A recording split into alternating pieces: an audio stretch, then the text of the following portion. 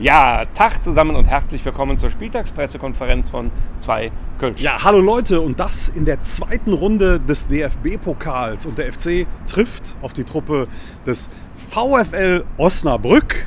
Und passend zum Gegner stehen wir hier auch an einer Brücke, und zwar an der Deutzer.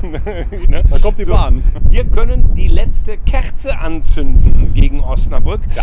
Wir sind gefragt worden auf YouTube, warum wir, wo es doch 6 Spiele sind, 5 Kerzen anstatt 6 haben. Ja, logisch, ne? Wir haben natürlich damit gerechnet, dass eine vielleicht verloren geht, ne? Und wir wollten eine Erfolgsgeschichte haben. Und das hat geklappt. Jetzt die letzte muss angezündet werden. Ja, und angezündet sind wir natürlich auch nach den letzten Leistungen. Und wir können uns wirklich nur herzlich bedanken bei den Jungs für diesen geilen Endspurt. Und mal ganz ehrlich, also wir sind richtig guter Hoffnung, dass wir ins neue Jahr 2021 jetzt auch richtig mit Rückenwind kommen. Nicht nur, weil wir den gerade hier an der Brücke auch haben. Und den brauchen wir auch. Und deswegen ist das Motto für den Spieltag natürlich 2020. Pest. Prost 2021! So Leute, wir haben uns fürs nächste Jahr unsere Dosen schon gesichert, ne?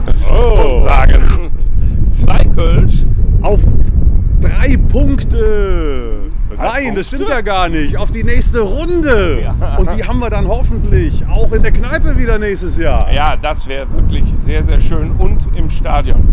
Leute, passt gut auf euch auf. Ciao, ciao. Jetzt wird es eh so windig hier. Prost.